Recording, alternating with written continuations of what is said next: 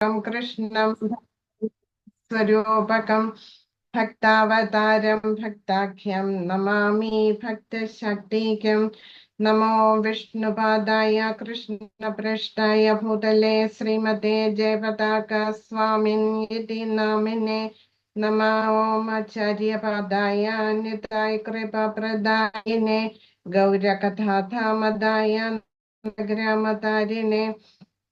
नमो विष्णुपादाय कृष्णपृष्ठाय भूतले श्रीमते भक्तिवेदान्त स्वामिन्यति नामिने।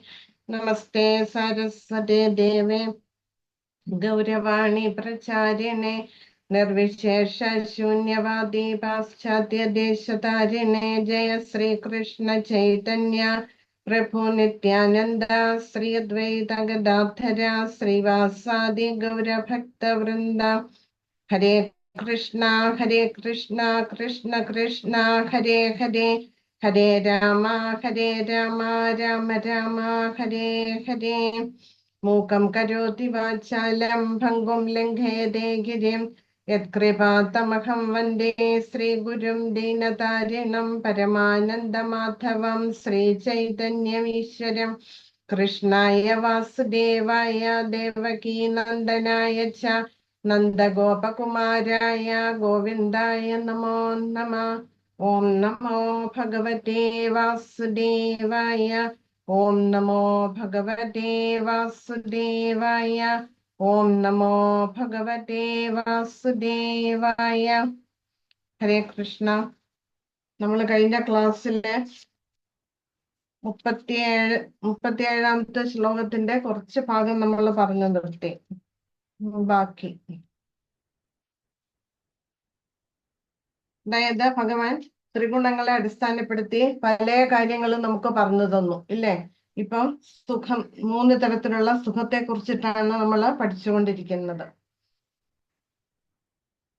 അതിലെ സാത്വിക സുഖം, അതാണ് 37ാമത്തെ ശ്ലോകത്തില് പറയുന്നത്. ഇതാദ്യം വളരെയധികം ക്ലേശങ്ങൾ നിറഞ്ഞതായിരിക്കും, പക്ഷെ അവസാനം നമുക്ക് ആനന്ദം, മാധുര്യം തരുന്നതുമായിരിക്കും. അത് നമ്മൾ സാധനയെ അടിസ്ഥാനമാക്കി നമ്മൾ അതേ കുറിച്ച് പറയുകയും ചെയ്തു. അപ്പം ഈ സാത്വികമായിട്ടുള്ള സുഖം എന്ന് പറയുന്നത് നമുക്ക് നമ്മളുടെ ആത്മബുദ്ധിയെ ഉണർത്തുന്നതാണ്. എന്താണ് ആത്മബുദ്ധി പ്രസാദജം എന്ന് പറഞ്ഞാൽ, നമ്മളിപ്പോ ധരിച്ചിരിക്കുന്നത് എന്താണ്? നമ്മൾ ശരീരമാണ് എന്നാണ്. പക്ഷെ നമ്മൾ ആ ശരീരമാണ് എന്നുള്ള തലം വിട്ടിട്ട് നമ്മൾ ആത്മീയ തലത്തില് നമ്മൾ ആത്മാവാണ് എന്ന് നമ്മൾ തിരിച്ചറിയണം. ആ തലത്തിൽ നമ്മൾ എത്തിച്ചേരണം. അതാണ് ആത്മബുദ്ധി പ്രസാദജം എന്ന് പറയുന്നത്. അതാണ് സാത്വികമായിട്ടുള്ള സുഖമെന്ന് പറയുന്നത്. അപ്പം ആ തലത്തിൽ നമ്മൾ എത്തിച്ചേർന്നാല് നമുക്ക് ആ ക്ലേശങ്ങളൊക്കെ വിട്ടിട്ട് നമുക്ക് ആനന്ദം അനുഭവിക്കുന്ന ഒരു തലമാണത്. ഇപ്പൊ ഉദാഹരണം പറഞ്ഞാല് ധ്രുവന്റെ കാര്യം എടുക്കാം. 5 വയസ്സേ ഉള്ളൂ ധ്രുവന് തപസ്സനുഷ്ഠിക്കുമ്പോൾ അല്ലെ. ആ ധ്രുവന്റെ മുന്നിലെ ഭഗവാൻ പ്രത്യക്ഷപ്പെട്ടപ്പോൾ ധ്രുവൻ ഒരു നിമിഷം അമ്പരന്നു പോയി. എന്താണ് ഭഗവാനോട് പറയേണ്ടത്, എന്താണ് പ്രാർത്ഥിക്കേണ്ടത്, എങ്ങനെയാണ് പ്രാർത്ഥിക്കേണ്ടത് എന്നൊന്നും ധ്രുവൻ അറിയില്ല. അപ്പൊ ഇത് മനസ്സിലാക്കി ഭഗവാൻ എന്ത് ചെയ്തു? ശംഖെടുത്തിട്ട് ധ്രുവന്റെ കവിളിനെ ഒന്ന് സ്പർശിച്ചു.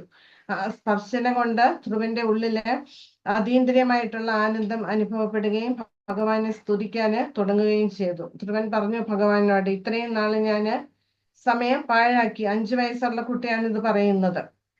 തന്റെ ഉള്ളിലുള്ള രജോ ഗുണത്തിന്റെയും തമോ ഗുണത്തിന്റെയും പ്രഭാവം മൂലം ഞാന് ഭൗതികമായിട്ടുള്ള കാര്യങ്ങൾ ആഗ്രഹിച്ചു. അതിനുവേണ്ടിയാണ് ഞാൻ തപസ് അനുഷ്ഠിച്ചത്. പക്ഷെ അത് മണ്ടത്തരമായി. ഇത്ര വലിയൊരു നിധി ഉണ്ടെന്ന് ഞാൻ തിരിച്ചറിഞ്ഞില്ല എന്ന് ധ്രുവൻ പറയുന്നുണ്ട് ഭഗവാനോട്. അതുപോലെയാണ് നമ്മളുടെ അവസ്ഥയും. നമ്മളും ഈ ഭൗതിക ലോകത്തില് നമ്മളുടെ ആ ത്രിഗുണങ്ങളുടെ ബന്ധനത്തിൽപ്പെട്ട് നമ്മൾ ഇന്ദ്രിയാസ്വാദനത്തിന് വേണ്ടി കഷ്ടപ്പെടുകയും അതാണ് ഏറ്റവും വലിയ ആനന്ദം എന്ന് കരുതി നമ്മൾ നമ്മളുടെ ജീവിതം പാഴാക്കി കളയുമാണ് ചെയ്യുന്നത്. അപ്പൊ നമ്മളുടെ ഉള്ളില് ഈ തിരുനാമം ജപിച്ചു നമ്മളുടെ സാധന ശക്തമാക്കി നമ്മൾ മുന്നോട്ട് പോകുമ്പോൾ നമ്മുടെ ഉള്ളില് ആത്മബുദ്ധി ഉറയ്ക്കും. ആത്മീയ തലത്തില് നമ്മൾ എത്തിച്ചേരും. അപ്പോൾ നമുക്ക് മനസ്സിലാകും ഇതെല്ലാം നശ്വരമാണ്, ഇതൊന്നും കൊണ്ട് നമുക്ക് ഒരു ഗുണവും കിട്ടില്ല. നമ്മള് സാത്വികമായിട്ടുള്ള തലത്തില് നമ്മൾ എത്തണം. അതാണ് നമുക്ക് പ്രയോജനം ചെയ്യുന്നത്. ഈ സാത്വിക തലം എന്ന് പറയുന്നത് ഒരു പ്ലാറ്റ്ഫോമാണ്. അതായത് നമ്മൾ ട്രെയിൻ കയറണമെങ്കിൽ നമ്മൾ പ്ലാറ്റ്ഫോമിൽ എത്തണം ഇല്ലേ? അപ്പൊ ട്രെയിൻ കയറാൻ എളുപ്പമാണ് എന്ന് പറയുന്നത് പോലെ ഈ സാത്വിക തലം എന്ന് പറയുന്നത് ആധ്യാത്മിക തലത്തിന്റെ ഒരു പ്ലാറ്റ്ഫോമാണ്. ആ സാത്വിക തലത്തില് നമ്മൾ എത്തിയാല് നമുക്ക് സ്പിരിച്വൽ വേൾഡിലേക്കുള്ള ട്രെയിൻ കയറാൻ ഒരു ബുദ്ധിമുട്ടും വരില്ല, ഒരു തടസ്സങ്ങളും വരില്ല. പക്ഷേ നമ്മൾ ആ തലത്തിൽ എത്തണം.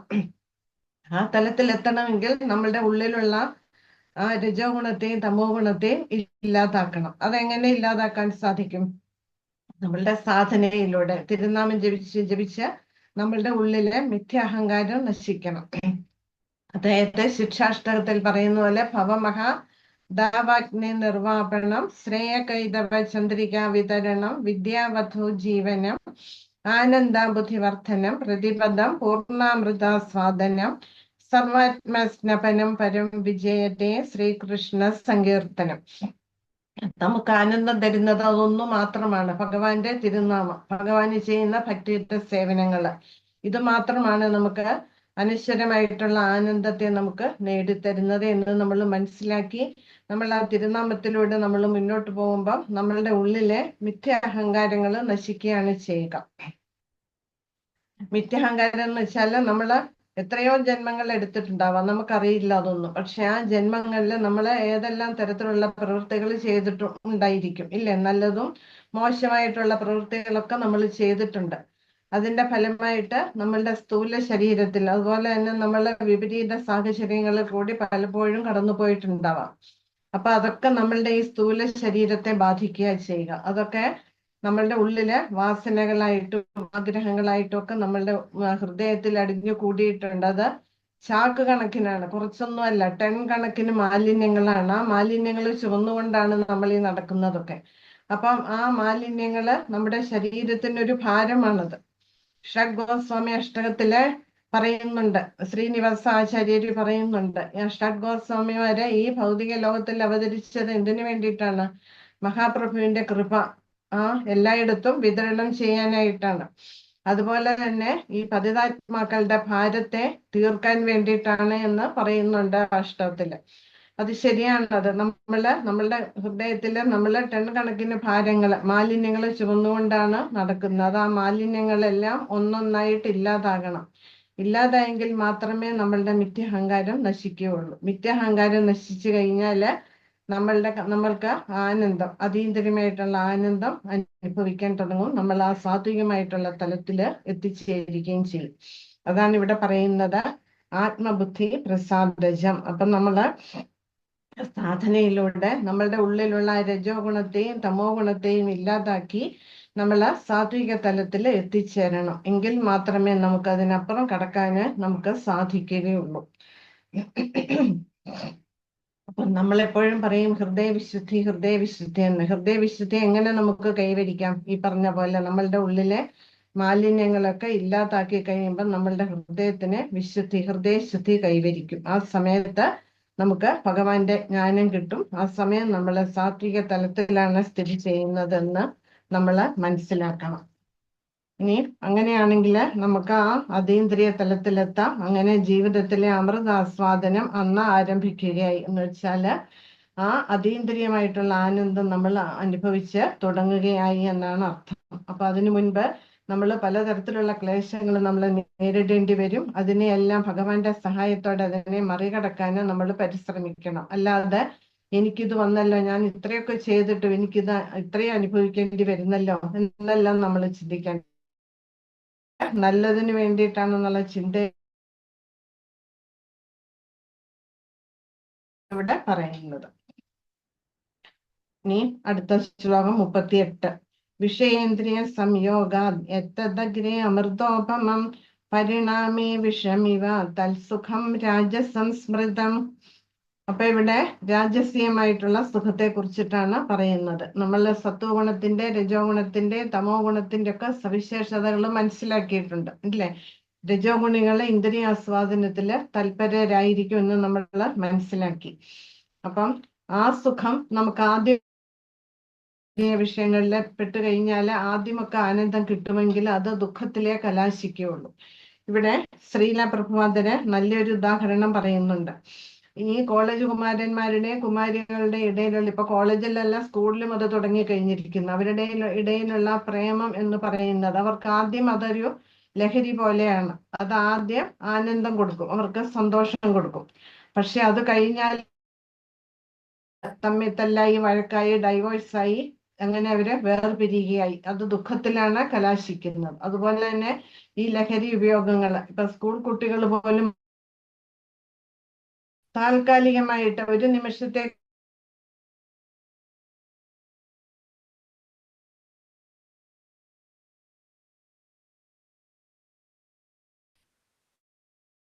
എന്താണ്, രജോ ഗുണികളാണ്.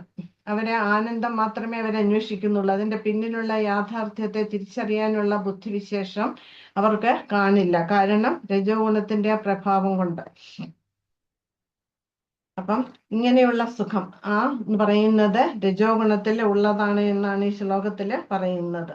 അപ്പൊ ഇന്ദ്രിയ വിഷയങ്ങളുമായിട്ട് സമ്പർക്കത്തിൽ എത്തിയാല് അത് എന്തിലേ കലാശിക്കുകയുള്ളൂ? അത് ദുഃഖത്തിലേ അത് കലാശിക്കുകയുള്ളൂ. ആദ്യമൊക്കെ അത് സുഖം തരുമെങ്കിലും പിന്നീട് അത് ദുഃഖത്തിലാണ്. അപ്പം ഇത് നമ്മൾ എന്താ ചെയ്യേണ്ടത്? നമ്മളെ എല്ലാ തരത്തിലും അതിൽ നിന്ന് മാറി നിൽക്കണം. നമ്മളുടെ ബുദ്ധി കൊണ്ട് അത് തിരിച്ചറിഞ്ഞ് നമ്മൾ അതിൽ നിന്ന് ഒഴിഞ്ഞു മാറി നിൽക്കുകയാണ് ചെയ്യേണ്ടത്. അങ്ങനെയാണെങ്കിൽ നമ്മളുടെ രജോ ഗുണത്തെയും തമോ ഗുണത്തെയും ഇല്ലാതാക്കി നമുക്ക് സാത്വികമായ തലത്തിൽ എത്തിച്ചേരാൻ അത് നമ്മെ സഹായിക്കും. ഇനി അടുത്തത്, യദഗ്നേചാനുബന്ധേച സുഖം മോഹനമാത്മനഃ നിദ്രാലസ്യ പ്രമാദോത്ഥം തത്താമസമുദാഹൃതം. അപ്പൊ ഇവിടെ ഏതൊരു സുഖമാണോ ആരംഭത്തിലും പരിണാമത്തിലും, അതായത് തുടക്കത്തിലും ഒടുക്കത്തിലും അവസാനത്തിലും ആത്മാവിന് മോഹജനകമായിരിക്കുന്നത് നിദ്ര, ആലസ്യം, പ്രമാദം ഇവയിൽ നിന്ന് ജനിച്ചത് അത് താമസികമായിട്ടുള്ള സുഖമാണെന്ന് പറയപ്പെടുന്നു. അതായത് ആത്മദർശനത്തെ സംബന്ധിച്ചിടത്തോളം അന്ധവും ആദ്യം മുതൽ അവസാനം വരെ വ്യാമോഹഭരിതവും നിദ്ര, ആലസ്യം, പ്രമാദം എന്നിവയിൽ നിന്ന് ഉണ്ടാകുന്നതുമായ സുഖമാണ് താമസമെന്ന് പറയുന്നത്. നമ്മൾ തമോ ഗുണികളുടെ ലക്ഷണം പഠിച്ചു. നിദ്ര, ആലസ്യം, പ്രമാദം ഇവ തമോ ഗുണികളുടെ ലക്ഷണങ്ങളാണ്. അവ അലസരാണ്, എപ്പോഴും ഉറക്കം തൂങ്ങികളാണ്, മടിയന്മാരാണ് തമോ ഗുണികൾ, ഇല്ലേ? ഇതൊക്കെ നമ്മൾ പഠിച്ചതാണ്. അപ്പൊ ഇങ്ങനെയുള്ളവര് എങ്ങനെയായിരിക്കും? ആലസ്യത്തിലും നിദ്രയിലും സുഖം കാണുന്നവർ. അതായത് അവരെപ്പോഴും വ്യാമോഹത്തിലായിരിക്കും, അവര് അധ്വാനിക്കില്ല, മടിയന്മാരാണ്, അലസരാണ്. അവരെപ്പോഴും ഇങ്ങനെ കിനാവ് കണ്ട് ആ കിനാവിലും ഒഴുകി ജീവിക്കുന്നവരാണ്. അപ്പൊ അവർക്ക് കാര്യങ്ങളെ വിവേചിച്ചറിയാനുള്ള ശക്തി ഉണ്ടാവില്ല. ചെയ്യേണ്ടതെന്ത്, ചെയ്യരുതാത്തത് എന്ത് എന്ന് തിരിച്ചറിയാനുള്ള സവിശേഷ ബുദ്ധി അവരില് ഉണ്ടാവില്ല. അതുകൊണ്ടാണ് അവർ ഇപ്രകാരം പെരുമാറുന്നത്. അവർക്ക് അങ്ങനെയുള്ളവർക്ക് ഒരിക്കലും സുഖം കിട്ടില്ല എന്നാണ് ഇവിടെ പറയുന്നത്, തുടക്കത്തിലും അന്ത്യത്തിലും. അതായത് അവരെന്ത് പ്രവൃത്തി ചെയ്യാലും അവര് ചെയ്യില്ല, അഥവാ ചെയ്താലും അത് അവർക്ക് ദുഃഖമേ അത് കൊടുക്കുകയുള്ളൂ. അവർക്ക് ഇപ്പൊ ഇവിടെ 3 കാര്യങ്ങളെ കുറിച്ച് പറഞ്ഞു. സാത്വികതയെ കുറിച്ച് പറഞ്ഞു, രജോ ഗുണികളെ കുറിച്ചിട്ട് പറഞ്ഞു, തമോ ഗുണികളെ കുറിച്ചിട്ടും പറഞ്ഞു. സാത്വികർക്ക് ആദ്യമൊക്കെ ബുദ്ധിമുട്ടും ക്ലേശങ്ങളും അനുഭവിക്കേണ്ടി വരുമെങ്കിലും അവസാനം അവർക്ക് ആ അതീന്ദ്രിയ ആനന്ദം അനുഭവിക്കാൻ അവർക്ക് ഇടയാകും. രജോ ഗുണികൾക്കാണെങ്കിലോ ആദ്യം ആനന്ദം അനുഭവപ്പെടും, പക്ഷെ അത് വീണ്ടും ദുഃഖത്തിലേക്കാണ് കലാശിക്കുക. തമോ ഗുണികൾക്കാണെങ്കിലോ എപ്പോഴും ദുഃഖം മാത്രമേ ഉണ്ടാവുകയുള്ളൂ. ഇനി അടുത്ത ശ്ലോകം. ന തദസ്തി പൃഥിവ്യാം വാ ദിവി ദേവേഷു വാ പുനഃ സത്വം പ്രകൃതിജൈർമുക്തം യഥേഭിർസ്യാത്രിഭിർഗുണൈഃ. അപ്പം ഈ പ്രകൃതി സംഭവങ്ങളായ 3 ഗുണങ്ങളോട് മുക്തമായി അല്ലെങ്കിൽ വേർപെട്ട് യാതൊരു ജീവി ഉണ്ടായിരിക്കുമോ അങ്ങനെയുള്ള ജീവി പൃഥ്വിയിലോ, അതായത് ഉപരിലോകങ്ങളിലോ അങ്ങനെയുള്ള ഒരു ജീവിവർഗങ്ങളെ കാണാൻ സാധിക്കില്ല എന്നാണ് ഇവിടെ പറയുന്നത്. ഈ ഭൂമിയിലോ ഉപരിഗ്രഹ വ്യൂഹങ്ങളിൽ ദേവന്മാർക്കിടയിലോ പ്രകൃതിജങ്ങളായ ഈ 3 ഗുണങ്ങളിൽ നിന്ന് മുക്തനായിട്ട് യാതൊരു ജീവനുമില്ല. പ്രപഞ്ചത്തിലെങ്ങും ത്രിഗുണങ്ങളുടെ സമഗ്രമായ പ്രവർത്തനം ഏതു വിധമെന്ന് ഭഗവാൻ ചൂണ്ടിക്കാട്ടുകയാണ് ചെയ്യുന്നത്. നമുക്കറിയാം, നമ്മളൊക്കെ ഈ ഭൗതിക ലോകത്തിൽ വന്നു കഴിഞ്ഞാൽ നമ്മളൊക്കെ ആരുടെ നിയന്ത്രണത്തിലാണ്? മായയുടെ നിയന്ത്രണത്തിലാണ്, അല്ലേ? അപ്പൊ നമ്മള് ത്രിഗുണങ്ങളുമായിട്ട് ബന്ധനത്തിലാവുന്നു. നമ്മളിവിടെ എന്തു പ്രവൃത്തി ചെയ്താലും അത് ത്രിഗുണങ്ങൾക്ക് അനുസരിച്ചിട്ടായിരിക്കും നമ്മുടെ പ്രവൃത്തികൾ. ഇപ്പം നമുക്ക് ആർക്കും വെറുതെ ഇരിക്കാൻ പറ്റില്ല. നമ്മൾ ഏതെങ്കിലുമൊക്കെ തരത്തിലുള്ള പ്രവൃത്തികളിൽ മുഴുകിയിരിക്കുന്നവരാണ്. അതൊക്കെ ചെയ്യുന്നത് എങ്ങനെയാണ്? ത്രിഗുണങ്ങൾക്ക് വിധേയമായിട്ടാണ് ആ പ്രവൃത്തികളൊക്കെ നമ്മൾ ചെയ്യുന്നത്. അപ്പം ആ കാരണം ഗുണസംഗസ്യ, അതായത് അതിന് കാരണം എന്താണ്? ത്രിഗുണങ്ങളുമായിട്ടുള്ള ആ ബന്ധനം കൊണ്ടാണ് നമുക്ക് ഇങ്ങനെ വരുന്നത്. പിന്നെ നമ്മൾ ഏത് തരത്തിലുള്ള ഈ ത്രിഗുണങ്ങളിലെ ഏത് വിഭാഗത്തിൽപ്പെട്ടവരുമായിട്ടാണ് നമ്മൾ ഇടപഴകുന്നത്, അതും നമ്മളെ സ്വാധീനിക്കുന്നുണ്ട്. അവരുമായിട്ടുള്ള സംഘവും നമ്മളുടെ പ്രവൃത്തിയും മനോഭാവത്തെയും ഒക്കെ സ്വാധീനിക്കുന്നുണ്ട്. അതാണ് കാരണം ഗുണസംഗസ്യ എന്ന് പറയുന്നത്. അപ്പൊ നമ്മൾ എപ്പോഴും ശ്രദ്ധിക്കണം, സാത്വികരായിട്ടുള്ള ആൾക്കാരുമായിട്ട് സംഘമെടുക്കാനും സാത്വികമായിട്ടുള്ള തലത്തില് നിലനിൽക്കാനും നമ്മൾ ശ്രമിക്കണം. എങ്കിൽ മാത്രമേ നമുക്ക് ഭക്തിമാർഗത്തില് വിജയിക്കാനേ നമുക്ക് സാധിക്കുകയുള്ളൂ. അപ്പം നമ്മള് നശോചതി ന കാംക്ഷതി എന്ന് പറയുന്ന ആ തലത്തിൽ, അതാണ് സാത്വിക തലം എന്ന് പറയുന്നത്. ആ തലത്തിൽ എത്തിച്ചേരണം. നമ്മളുടെ ഉള്ളിലുള്ള ആ രജോ ഗുണത്തെയും തമോ ഗുണത്തെയും ഇല്ലാതാക്കണം. അതിനാണ് ഈ സത്സംഗങ്ങളൊക്കെ നമ്മളെ സഹായിക്കുന്നത്. സത്സംഗത്തിലെ ഭക്തന്മാരോടൊപ്പം ഇരുന്ന് കഴിഞ്ഞാൽ നമ്മൾ ഭഗവാനെ കുറിച്ചുള്ള കാര്യങ്ങൾ മാത്രമാണ് അവിടെ ചർച്ച.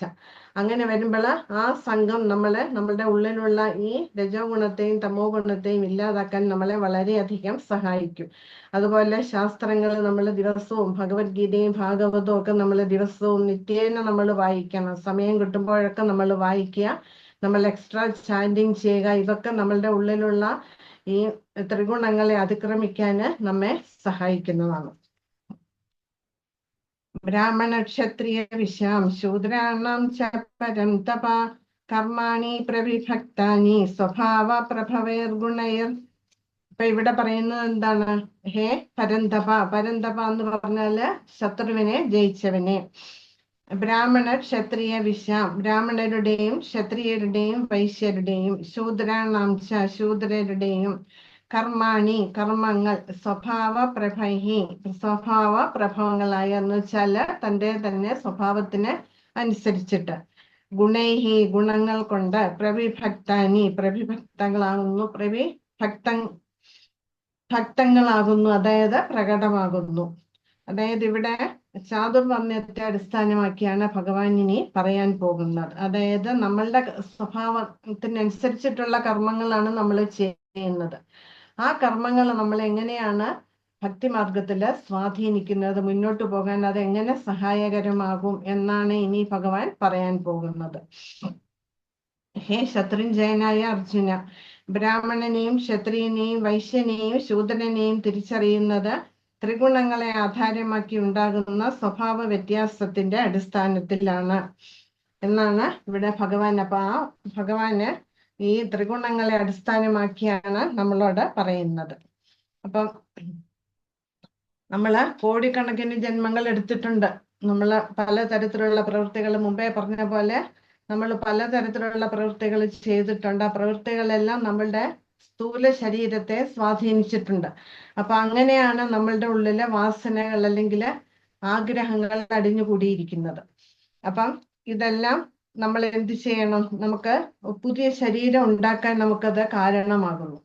അപ്പം ഈ ശരീരം കിട്ടിയത് എന്തിനു വേണ്ടിയിട്ടാണ്? ആ ആഗ്രഹ പൂർത്തീകരണത്തിന് വേണ്ടിയിട്ടാണ്. ഓരോരുത്തർക്കും അവരവരുടെ ഉള്ളിൽ അടിഞ്ഞുകൂടിയ വാസനകൾക്ക് അല്ലെങ്കിൽ ആഗ്രഹങ്ങൾക്ക് അനുസരിച്ചിട്ടാണ് ഓരോരുത്തർക്കും ഓരോ ശരീരം കിട്ടിയിരിക്കുന്നത്. ആ ആഗ്രഹ പൂർത്തീകരണം നടത്തിക്കോട്ടെ എന്ന് ഉദ്ദേശിച്ചിട്ട് തന്നെയാണ്. അപ്പം നമ്മൾ ഇത് മനസ്സിലാക്കണം. ഇതിനനുസരിച്ചിട്ടാണ് നമുക്ക്, ഇതില്ലെങ്കിൽ ഇതിനെ അടിസ്ഥാനമാക്കിയാണ് നമുക്ക് ഓരോരുത്തർക്കും ജന്മങ്ങള് കിട്ടിയിരിക്കുന്നത്. അപ്പൊ അതിനനുസരിച്ചിട്ടാണ് നമ്മൾ ഓരോ വിഭാഗത്തില് ഓരോ വർണ്ണങ്ങളിൽ നമ്മൾ ജനിക്കാന് ഇടയായതും. അത് നമ്മൾ മനസ്സിലാക്കണം. അങ്ങനെയാണ് ഈ സമൂഹത്തിലെ ബ്രാഹ്മണ ക്ഷത്രിയർ വൈശ്യർ ശൂദ്രർ ഇങ്ങനെ 4 വിഭാഗങ്ങൾ ഉണ്ടായത്. ആ വിഭാഗങ്ങളെ ഉണ്ടാക്കിയത് ആരാണ്? ഭഗവാൻ തന്നെയാണ്. വർണ്ണാശ്രമ ധർമ്മം കൊണ്ടുവന്നത് ഭഗവാനാണ്. അതിൽ കൂടി മനുഷ്യൻ ആ അവനവന്റെ ധർമ്മങ്ങൾ നിർവഹിച്ച് അത് ഭഗവാനായിക്കൊണ്ട കർമ്മത്തെ സമർപ്പിച്ച് അങ്ങനെ ആഗ്രഹ പൂർത്തീകരണം നടത്തി നിഷ്കാമ കർമ്മയോഗത്തിൽ കൂടി ഈ പതിതാത്മാക്കളെ രക്ഷപ്പെടട്ടെ എന്ന് കണ്ടിട്ടാണ് ഭഗവാന് ചാതുർവർണ്ണ്യം ഇവിടെ നടപ്പിലാക്കിയത്. ഭഗവാൻ പറയുന്നുണ്ട് ഭഗവത്ഗീതയിൽ, ചാതുർവർണ്ണ്യം മയാ സൃഷ്ടം ഗുണകർമ്മ വിഭാഗച്ച. അതായത് അവനവന്റെ ഉള്ളിലുള്ള ത്രിഗുണങ്ങളുടെയും അവനവന്റെ കർമ്മങ്ങളെയും അടിസ്ഥാനമാക്കിയാണ് ഓരോ വർണ്ണങ്ങളിലും ഓരോ ജീവാത്മാക്കളും വന്ന് ജനിച്ചത്.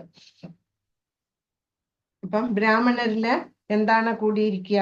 സത്വഗുണം ബ്രാഹ്മണരിലെ കൂടിയിരിക്കും. പിന്നെ ക്ഷത്രിയരിലെ രജോ ഗുണം കൂടിയിരിക്കും. വൈശ്യരിലും അവരിലെ രജോ ഗുണവും തമോ ഗുണവും ഉണ്ടായിരിക്കും. ശൂദ്രര് തമോ ഗുണികളാണ്. അപ്പൊ ഇതിനനുസരിച്ചിട്ടാണ് നമുക്ക് ജന്മം കിട്ടിയിരിക്കുന്നു. നമ്മൾ ചെയ്യുന്ന കർമ്മങ്ങളും അതിനെ അടിസ്ഥാനമാക്കിയാണ്. ശമോദമസ്തപഃ ശൗചം ശാന്തിരാർജവമേവ ച ജ്ഞാനം വിജ്ഞാനമാസ്തിക്യം ബ്രഹ്മകർമ്മ സ്വഭാവജം. അപ്പൊ ഈ 42ാമത്തെ ശ്ലോകത്തിലെ ബ്രാഹ്മണരുടെ ക്വാളിറ്റീസ്, അവരുടെ ഗുണങ്ങളെ കുറിച്ചിട്ടാണ് പറയുന്നത്. ശമഃ, ശമം എന്ന് പറഞ്ഞാല് ചിത്തശാന്തി. ദമഃ, ആത്മസംയമനം. തപഃ, തപസ്. ശൗചം എന്ന് പറഞ്ഞാല് വിശുദ്ധി അല്ലെങ്കിൽ ശുചിത്വം. ശാന്തി, ക്ഷമ. ആർജവം എന്ന് പറഞ്ഞാല് സത്യസന്ധത. ജ്ഞാനം എന്ന് പറഞ്ഞാല് ശാസ്ത്രങ്ങളിൽ നിന്ന് കിട്ടുന്ന ജ്ഞാനം. വിജ്ഞാനം എന്ന് പറഞ്ഞാല് അനുഭവജ്ഞാനം. ആസ്തിക്യം ഏവച്ച, അതായത് ധാർമ്മികതയും ഭക്തിയും. സ്വഭാവജ്യം, സ്വഭാവജമായ ബ്രാഹ്മണ കർമ്മമാകുന്നു. അതായത് ശാന്തത, ആത്മസംയമനം, തപസ്, വിശുദ്ധി, ക്ഷമ, സത്യസന്ധത, ജ്ഞാനം, വിജ്ഞാനം, ആസ്തിക്യം എന്നിവയാണ് ബ്രാഹ്മണരുടെ പ്രവൃത്തികളുടെ സവിശേഷ ഗുണങ്ങൾ. അപ്പം ബ്രാഹ്മണരെന്താ ചെയ്യുന്നത്? അവര് ഇന്ദ്രിയ നിയന്ത്രണം കൈവരിച്ചവരാണ് ബ്രാഹ്മണര്. അവരെങ്ങനെ ഇന്ദ്രിയ നിയന്ത്രണം കൈവരിക്കും? അവരുടെ സമയം മുഴുവൻ വേദങ്ങൾ പഠിക്കുന്നതിനും മറ്റുള്ളവരെ പഠിപ്പിക്കുന്നതിനും ഭഗവാന്റെ കാര്യങ്ങൾക്കുമായിട്ടാണ് അവര് ചെലവഴിക്കുന്നത്. അപ്പൊ ഭഗവാന്റെ കാര്യങ്ങളിൽ മറ്റു വേദ പഠന കാര്യങ്ങളിലൊക്കെ അവര് വളരെ കർക്കശക്കാരായിരിക്കും. അതിനുവേണ്ടി അവരുടെ ഇന്ദ്രിയങ്ങളെ അവര് നല്ലവണ്ണം നിയന്ത്രണം ഏർപ്പെടുത്തിയിട്ടുണ്ടാവാം. പിന്നെ പറയുന്നത് ശമം. ശമം എന്ന് പറഞ്ഞാൽ അവര് സമാധാന പ്രിയരാണ്. ഏത് പ്രതിസന്ധി വന്നാലും അവര് പ്രതികരിക്കാതെ ഭഗവാന്റെ ഇച്ഛയാണെന്ന് കരുതി അത് സഹിഷ്ണുതയോടെ അവരത് സഹിച്ച് മുന്നോട്ട് പോവുകയാണ് ചെയ്യുന്നത്. ദമം എന്ന് പറഞ്ഞാല് ഇന്ദ്രിയ നിയന്ത്രണം. അവര് വളരെ സ്ട്രിക്റ്റ് ആണ് അവരുടെ കർമ്മ മേഖലയിൽ. അങ്ങനെ അവര് ഭഗവാനെ സംതൃപ്തിപ്പെടുത്താനാണ് അവരുടെ സമയം മുഴുവൻ ചെലവഴിക്കുക. അവരുടെ കർമ്മങ്ങളെ അവര് ഭഗവാന്റെ കാര്യങ്ങൾക്കായിട്ട് അവര് വിനിയോഗിക്കുകയാണ് ചെയ്യുന്നത്. പിന്നെ തപശ്ചര്യ, അതാണ് തപഹ. അതായത് ശാസ്ത്രങ്ങളിൽ പറയുന്ന കാര്യങ്ങളൊക്കെ അവര് പഠിച്ച് മനസ്സിലാക്കി അവരുടെ ആ ലക്ഷ്യം പൂർത്തീകരിക്കാൻ അവര് വളരെയധികം പരിശ്രമിക്കും. ശൗചം എന്ന് പറഞ്ഞാല് ശുചിത്വം. ശുചിത്വം എന്ന് പറയുമ്പോൾ ആന്തരികമായിട്ടും ഉണ്ട്, ബാഹ്യമായിട്ട് മാത്രമല്ല. ആന്തരികമായിട്ടുള്ള ശുചിത്വവും ബ്രാഹ്മണർക്കുണ്ട്. കാരണം അവര് ആ സാധന ശക്തമായിട്ട് മുന്നോട്ട് കൊണ്ടുപോകുന്നവരാണ്. അവർക്കറിയാം ഇത് ദുഃഖാലയം, അശാശ്വതമാണ്, ഇവിടെ നിന്ന് ക്ലേശങ്ങൾ മാത്രമേ കിട്ടുള്ളൂ എന്നവർക്ക് നല്ല ബോധ്യമുണ്ട്. അവര് ഒന്നിനോടും തന്നെ പ്രതികരിക്കില്ല. പിന്നെ ജ്ഞാനം, വിജ്ഞാനം, അതായത് വേദ സാഹിത്യങ്ങളിൽ നിന്ന് കിട്ടുന്ന ജ്ഞാനം. ആ ജ്ഞാനം അവരെ സാക്ഷാത്കാരത്തിന് സഹായിക്കുന്നു. ഭഗവാന്റെ സേവനത്തിന് ഇത് ഉപയോഗിച്ചിട്ട് അവര് സാക്ഷാത്കാരം നേടാൻ ഭഗവാന്റെയും തങ്ങളുടെ ഗുരുവിന്റെയും സഹായത്തോടെ അവർക്ക് സാധിക്കുന്നു. പിന്നെ ആസ്തിക്യം, അവർക്ക് വേദശാസ്ത്രങ്ങളിലൊക്കെ നല്ല വിശ്വാസമുണ്ട്. അത് പഠിക്കുകയും മറ്റുള്ളവർക്ക് അത് പറഞ്ഞു കൊടുക്കുകയും ചെയ്യുന്നു. അങ്ങനെ എന്തുകൊണ്ടും സമൂഹത്തിന്റെ തലവനാണ് ബ്രാഹ്മണരെന്ന് പറയുന്നത്. അതായത് നമോ ബ്രഹ്മണ്യ ദേവായ ഗോ ബ്രാഹ്മണ ഹിതായ ച ജഗത് ഹിതായ കൃഷ്ണായ ഗോവിന്ദായ നമോ നമ. അതായത് പുരാതന കാലത്ത് ബ്രാഹ്മണരെയും ഗോക്കളെയും സമൂഹത്തില് മാന്യസ്ഥാനം കൊടുത്തിരുന്നു അവർക്ക്. അതുകൊണ്ട് സമൂഹത്തില് പ്രശ്നങ്ങളില്ലാതെ, സാമൂഹികമായിട്ടുള്ള ഒരു ബുദ്ധിമുട്ടുകളും ഇല്ലാതെ അച്ചടക്കത്തോടെ സമൂഹത്തിൽ ജീവിക്കാൻ അന്ന് കാലത്ത് സാധിച്ചിരുന്നു. ഇന്നത്തെ പോലെയുള്ള സാമൂഹിക പ്രശ്നങ്ങളൊന്നും അന്ന് ഉണ്ടായിരുന്നില്ല. ഗോരക്ഷ, പശുക്കളെ എല്ലാവരും സംരക്ഷിച്ചിരുന്നു. ബ്രാഹ്മണർക്ക് ആ ബഹുമാനവും കൊടുത്തിരുന്നു. അടുത്തത് ശൗര്യം തേജോ ധൃതിർദാക്ഷ്യം യുദ്ധേ ചാപ്യപലായനം ദാനമീശ്വര ഭാവശ്ചാത്രം കർമ്മ സ്വഭാവം. ഇതില് ക്ഷത്രിയരുടെ സ്വഭാവത്തെ കുറിച്ചിട്ടാണ് പറയുന്നത്. ക്ഷത്രിയർ എങ്ങനെയുള്ളവരാണ്? അവര് വീരശൂര പരാക്രമികളാണ്. പരാക്രമം, അതാണ് അവരുടെ മുഖ്യ സ്വഭാവം എന്ന് പറയുന്നത്. ശൗര്യം, ശൂരത. തേജഃ, തേജസ്സും. അതായത് ഉച്ചമായ ഉദ്യമശീലം, ധൃതി ദൃഢസങ്കല്പം, ദാക്ഷ്യം നൈപുണ്യം, യുദ്ധത്തിൽ, അപലായനം ഓടിപ്പോകായിക, ദാനം ദാനശീലം, ഈശ്വരഭാവവും, സ്വഭാവജമായ, ക്ഷാത്ര കർമ്മമാകുന്നു, ക്ഷത്രിയരുടെ കർമ്മങ്ങളാകുന്നു. പരാക്രമം ബലം, ദൃഢനിശ്ചയം, നൈപുണ്യം, യുദ്ധത്തിൽ ധൈര്യം, ഔദാര്യം, നേതൃത്വം എന്നിവയത്രേ ക്ഷത്രിയരുടെ പ്രവൃത്തികളുടെ സ്വാഭാവിക ഗുണങ്ങൾ. ഇപ്പൊ ക്ഷത്രിയര് പോരാട്ട വീര്യം ഉള്ളവരാണ്. അതായത് ക്ഷത്രിയർ എന്ന് പറഞ്ഞാൽ എന്താണ്? ക്ഷത്രിയർ എന്നാണ് പറയുക. ക്ഷത് എന്ന് പറഞ്ഞാല് ഹർട്ട്, അതായത് മുറിവേൽക്കുന്നവര്, അവരെ ഉദ്ധരിക്കുന്നവരാണ് ക്ഷത്രിയർ. അതായത് സമൂഹത്തില് ദുഃഖങ്ങളും വേദനകളും അനുഭവിക്കുന്നവരെ, അവരെ അതിൽ നിന്ന് ഉയർത്തിക്കൊണ്ടുവരിക. അതാണ് ക്ഷത്രിയരുടെ ധർമ്മം എന്ന് പറയുന്നത്. ഇവരെ നല്ല പോരാടാൻ നല്ല കഴിവുള്ളവരായിരിക്കും. അവരെ യുദ്ധകളത്തിൽ വന്നു കഴിഞ്ഞാൽ ഒരു കാരണവശാലും സ്വന്തം ജീവൻ പോകുമെന്ന് കണ്ടാലും അവര് യുദ്ധത്തിൽ നിന്ന് പിന്മാറുകയില്ല. ഭഗവാൻ പറയുന്നുണ്ട് അർജുനനോട്, നമ്മൾ കണ്ടതാണ് ഇല്ലേ, ക്ലൈബ്യമാം സമഹപാർത്ഥ എന്നതൊന്ന ശ്ലോകം. അതായത് നീ ആണത്വമില്ലാത്തവരോട് പെരുമാറരുത് അർജുന എന്ന്. യുദ്ധത്തിൽ നിന്ന് ഒളിച്ചോടുന്നത് ക്ഷത്രിയർക്ക് ചേർന്നതല്ല, അത് ഹൃദയ ദൗർബല്യമാണ്. അത് നിന്റെ ഹൃദയ ദുർബലതയാണ് കാണിക്കുന്നത്. അതുകൊണ്ട് നീ ഇതെല്ലാം വിട്ടിട്ട് നീ എഴുന്നേറ്റ് യുദ്ധം ചെയ്യൂ എന്നാണ് അർജുനനോട് ഭഗവാൻ പറഞ്ഞത്. അല്ലാണ്ട് ഇതെല്ലാം വിട്ട് നീ പോയി സന്യാസിയാവൂ എന്ന് ഭഗവാൻ പറഞ്ഞില്ല. അത് ക്ഷത്രിയർക്ക് ചേർന്നതല്ല.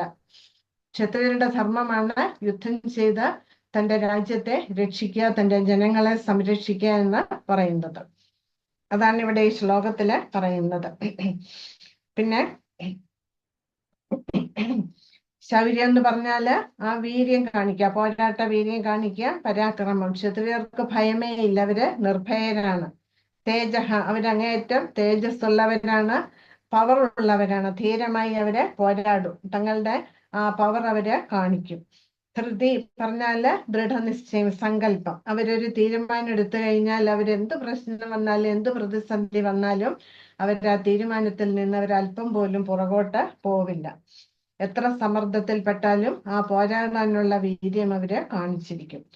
ദാക്ഷ്യം എന്ന് പറഞ്ഞാല് ആ ഒരു പ്രവൃത്തി ചെയ്യാനുള്ള അവരുടെ കഴിവ് ആണ്. അത് രജോ ഗുണമുള്ളവരെ എന്തു കാര്യത്തിലും അവര് വളരെയധികം കഴിവ് കാണിക്കും. സമൂഹത്തിലായാലും മുന്നിട്ട് നിൽക്കുന്നവര് ഈ രജോ ഗുണികളാണ്. അപ്പം അവര് ഏത് പ്രവൃത്തി തുടങ്ങിയാലും അത് വിജയകരമായി പൂർത്തിയാക്കാന് ഈ രജോ ഗുണികൾക്ക് അല്ലെങ്കിൽ ക്ഷത്രിയർക്ക് സാധിക്കും. ക്ഷത്രിയര് മാത്രമല്ല, നമ്മളുടെ ഉള്ളിലെ രജോ ഗുണമാണ് മുന്നിട്ട് നിൽക്കുന്നതെങ്കിൽ നമ്മൾ എല്ലാ കാര്യത്തിലും എല്ലാ പ്രവർത്തന മേഖലയിലും നമ്മൾ ഒരു മികച്ച കഴിവ് നമ്മൾ പുലർത്തിയിരിക്കും. യുദ്ധേ ചാപ്യ അപലായനം, അതായത് യുദ്ധരംഗത്ത് നിന്നും അവരെ ഒരു കാരണവശാലും ഒളിച്ചോടില്ല. അപ്പം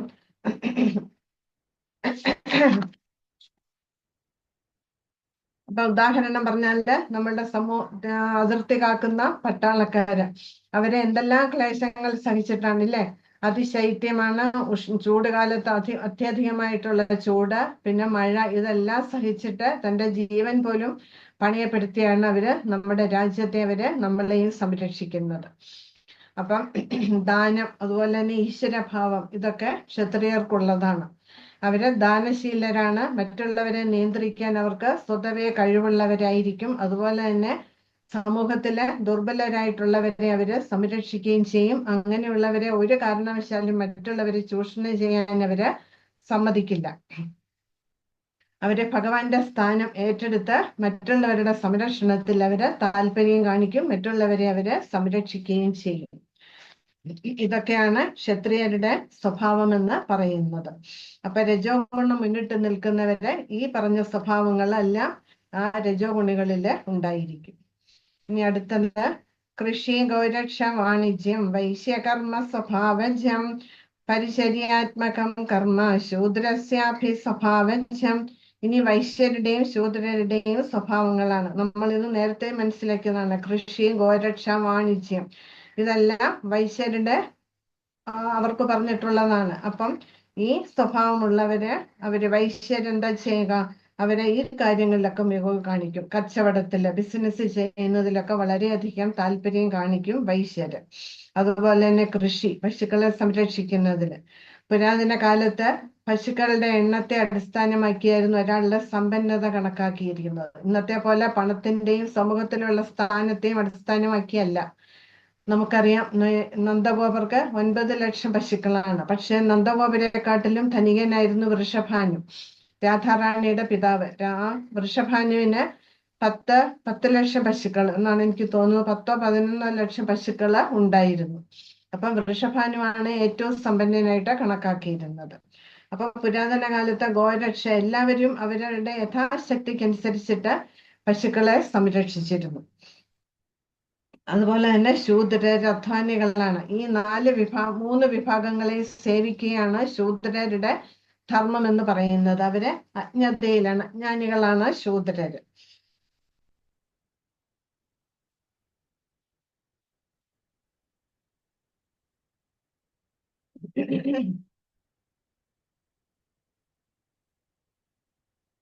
അതുപോലെ തന്നെ ഗോരക്ഷ എന്ന് പറയുന്നത് വേദങ്ങളിലും ശാസ്ത്രങ്ങളിലൊക്കെ പറഞ്ഞിട്ടുള്ളതാണ്. അതുപോലെ തന്നെ അവരെ വൈശ്യര് കച്ചവടം നടത്തി അവര് ലാഭം ഉണ്ടാക്കും. കാരണം അവരുടെ കുടുംബത്തെ പോറ്റണ്ടേ, അതിനുവേണ്ടി അവര് കള്ളവും പറയും. കച്ചവടത്തിന് വേണ്ടി അവര് കള്ളവും പറയും, അവ കള്ളത്തരം പ്രവർത്തിക്കുകയും ചെയ്യും. എല്ലാം ഈ ലാഭത്തിലുള്ള ആഗ്രഹം കൊണ്ട്.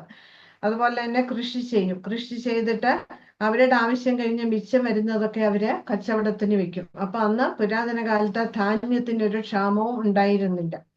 അതുപോലെ തന്നെ അവര് നികുതി കൊടുക്കുകയും ചെയ്യുമായിരുന്നു. നമുക്കറിയാം നന്ദഗോപരൊക്കെ കംസന് നികുതി കൊടുത്തിരുന്നു. പക്ഷെ ഇതൊക്കെ ഈ കലിയുഗത്തിൽ ഇതൊന്നും വിഷയമേ അല്ല. കലിയുഗത്തിൽ എല്ലാവരും ശൂദ്രരാണ്. ബ്രാഹ്മണർ, ക്ഷത്രിയർ, വൈശ്യർ, ശൂദ്രർ ഇങ്ങനെയുള്ള വിഭാഗങ്ങളില്ല. കലിയുഗത്തിലെ എല്ലാവരും ശൂദ്രരായിട്ടാണ് ജനിക്കുന്നത്. പിന്നെ നമ്മളുടെ കർമ്മം കൊണ്ട് നമ്മൾ ബ്രാഹ്മണരാകുകയാണ് ചെയ്യുന്നത്. അപ്പൊ ഭക്തരെ സംബന്ധിച്ചിടത്തോളം നമുക്ക് ഈ 3 വിഭാഗങ്ങൾ, അതായത് ബ്രാഹ്മണ, ക്ഷത്രിയ, വൈശ്യ, ശൂദ്രർ, ഈ 4 വർണ്ണങ്ങൾ ഒരു വിഷയമേ അല്ല. നമ്മൾ ഭക്തിമാർഗത്തിൽ വന്ന് നമ്മളുടെ കഴിവുകള് ഭക്തിയുടെ സേവനത്തിലും ടെമ്പിളിന്റെ പുരോഗതിയുടെ കാര്യത്തിലും നമ്മൾ ഈ കഴിവുകളൊക്കെ പ്രയോജനപ്പെടുത്തണം. അങ്ങനെ നമ്മളുടെ ലക്ഷ്യം പൂർത്തീകരിക്കാൻ നമ്മൾ ശ്രദ്ധിക്കണം. അല്ലാതെ ഇതൊക്കെ ഈ കർമ്മികൾക്കാണ്. ഈ വർണ്ണാശ്രമങ്ങളൊക്കെ കർമ്മികൾക്കാണ്. ഭക്തർക്ക് ഇത് ബാധകമല്ല. ഭക്തർക്ക് ജാതി മത വ്യത്യാസങ്ങളില്ല. ഏത് വിഭാഗത്തിൽപ്പെട്ടവരായാലും ഭക്തിമാർഗത്തിൽ വരാം, ഭക്തിയുടെ സേവനത്തിൽ ഏർപ്പെടാം. അവർക്ക് സാക്ഷാത്കാര തലത്തിൽ എത്തിച്ചേർന്ന ഭഗവാൻ സാക്ഷാത്കാരം, ഭഗവാന്റെ പ്രേമഭക്തി കിട്ടാന് എല്ലാവരും അർഹരാണ്. അങ്ങനെ അവർക്ക് ഉയരാന് സാധിക്കും. അതിനുള്ള അവസരങ്ങൾ ഭഗവാൻ നമുക്ക് തന്നിട്ടുണ്ട്. ഇനി അടുത്ത ശ്ലോകങ്ങള് 45, 46 വളരെയധികം പ്രധാനപ്പെട്ട ശ്ലോകങ്ങളാണ്. ഇത് നമ്മൾ മിക്കപ്പോഴും കേട്ടിട്ടുള്ള ശ്ലോകങ്ങളുമാണ്. സ്വേ സ്വേ കർമ്മണ്യഭിരതഃ സംസിദ്ധിം ലഭത്തെ നരഃ സ്വകർമ്മ നിരത സിദ്ധിം യഥാ വിന്ദതി തച്ഛൃണു. സ്വേ സ്വേ എന്ന് പറഞ്ഞാല് നമ്മളുടെ കർമ്മങ്ങൾക്കനുസരിച്ചിട്ട്, നമ്മളുടെ സ്വഭാവജമായ കർമ്മത്തില് മുഴുകിയിരിക്കുന്നവര്, നിഷ്ഠയോടുകൂടി മുഴുകിയിരിക്കുന്നവർക്ക് സംസിദ്ധി. സംസിദ്ധി പറഞ്ഞാല് ഹൃദയവിശുദ്ധി ലഭിക്കുന്നു. സ്വകർമ്മ നിരത, സ്വകർമ്മത്തിൽ മുഴുകിയവൻ യഥാ യാതൊരു പ്രകാരം, അതായത് എല്ലാ തരത്തിലും സിദ്ധിയെ സമ്പാദിക്കുന്നു. അതിനെ നീ ശ്രമിക്കൂ. ഇനി അതിനെ കുറിച്ചിട്ടാണ് ഭഗവാന് പറയാൻ പോകുന്നത്. അതായത് നമ്മളുടെ സ്വഭാവജമായിട്ടുള്ള കർമ്മങ്ങൾ കൊണ്ട് നമുക്ക് എങ്ങനെ ഭക്തിമാർഗത്തിൽ അതിനെ ഉപയോഗപ്പെടുത്താം, എങ്ങനെ ഭക്തിമാർഗത്തിൽ മുന്നേറാൻ നമുക്ക് സാധിക്കും, അതിനെ കുറിച്ചിട്ടാണ് ഭഗവാൻ ഇവിടെ നമുക്ക് പറഞ്ഞു തരാൻ പോകുന്നത്. അപ്പം നമ്മളുടെ നിത്യകർമ്മങ്ങൾ, നമ്മളുടെ സ്വഭാവത്തിനനുസരിച്ച് നമ്മൾ ഏർപ്പെട്ടിരിക്കുന്ന പ്രവൃത്തികള് അത് ഭഗവാനിലേക്ക് കൊണ്ടുവന്നു കഴിഞ്ഞാൽ, അത് ഭഗവാനായിട്ട് സമർപ്പിച്ചു കഴിഞ്ഞാൽ അത് മതി നമുക്ക് ഭക്തിമാർഗത്തിൽ ഉയരാൻ. അങ്ങനെ നമുക്ക് പരിപൂർണത കൈവരിക്കാം. ഇനി അതേ കുറിച്ചിട്ടാണ് ഇവിടെ പറയാൻ പോകുന്നത്. അതായത് നമ്മൾ കണ്ടു, ത്രിഗുണങ്ങളെ അടിസ്ഥാനമാക്കിയാണ് ഇവിടെ ഭഗവാൻ ഓരോന്നും നമുക്ക് പറഞ്ഞു തരുന്നത്. നമ്മൾ കർമ്മം ചെയ്യുന്നതും ത്രിഗുണങ്ങളുടെ അടിസ്ഥാനപ്പെടുത്തിയാണ്. കാരണം നമ്മൾ ഈ ഭൗതിക ലോകത്തിലെ മായയുടെ നിയന്ത്രണത്തിലാണ്. അപ്പം അതിനെ ഒക്കെ നമ്മൾ എന്താക്കണം, നമ്മളെ കർമ്മത്തെ ഇത് നമ്മൾ പല പ്രാവശ്യം കേട്ടിട്ടുള്ളതാണ്. കർമ്മത്തെ കർമ്മയോഗമാക്കി മാറ്റണം. കർമ്മയോഗം എന്ന് വെച്ചാൽ അവിടെ ഭഗവാനുമായിട്ട് കൂട്ടിച്ചേരുക, ആ കർമ്മത്തെ ഭഗവാനുമായിട്ട് ബന്ധിപ്പിക്കുക. ആ കർമ്മയോഗത്തെ നമ്മൾ നിഷ്കാമ കർമ്മയോഗമാക്കി മാറ്റണം. അവിടെ നമ്മൾ ഫലത്തെക്കുറിച്ച് ചിന്തിക്കില്ല, ഭഗവാന്റെ സന്തുഷ്ടി മാത്രമായിരിക്കും നമ്മളുടെ ലക്ഷ്യം. അങ്ങനെ നിഷ്കാമ കർമ്മയോഗത്തിൽ കൂടി പോകുമ്പോൾ നമുക്ക് എന്ത് കിട്ടും? ഭഗവത് ജ്ഞാനം കിട്ടും. ഭൗതികതയോട് നമുക്ക് അല്പാൽപമായിട്ട് അല്ലെങ്കിൽ കുറേശ്ശെയായിട്ട് വിരക്തി കൈവരിക്കാന് നമുക്ക് സാധിക്കും. അങ്ങനെ ഭക്തിമാർഗത്തിൽ നമുക്ക് പരിപൂർണതയുടെ തലത്തിൽ എത്തിച്ചേരാൻ നമുക്ക് സാധിക്കും. അപ്പം നമ്മളുടെ പ്രവൃത്തികൾ നമ്മൾ നിർവഹിച്ചുകൊണ്ട് നമ്മൾ ഒന്നിൽ നിന്ന് ഒളിച്ചോടണ്ട. നമുക്ക് ചെയ്യേണ്ട പ്രവൃത്തികളെല്ലാം ചെയ്തുകൊണ്ട് നമുക്ക് സിദ്ധരാവാന് നമുക്ക് സാധിക്കുമെന്നാണ് ഭഗവാൻ ഇവിടെ നമ്മളോട് പറയുന്നത്. അതിന് നമ്മൾ എന്ത് ചെയ്യണം? നമ്മൾ ചെയ്യുന്ന പ്രവൃത്തിയൊക്കെ നമ്മൾ ഭഗവാന് സമർപ്പിക്കുക. യത് കരോഷി യദശ്നാസി യജ്ജുഘോഷി ദദാസി യത്തപസ്യസി കൗന്ദേയ തത്കുരുഷം അതർപ്പണം. നീ എന്ത് ചെയ്യുന്നുവോ, എന്ത് ചിന്തിക്കുന്നുവോ, എന്ത് ഭക്ഷിക്കുന്നുവോ അതെല്ലാം എനിക്കായി കൊണ്ട് ചെയ്യൂ. ഇതാണ് ഭഗവാൻ പറയുന്നത്. അപ്പം നമുക്ക് പരിപൂർണതയുടെ തലത്തിൽ എത്തിച്ചേരാന് നമുക്ക് സാധിക്കും.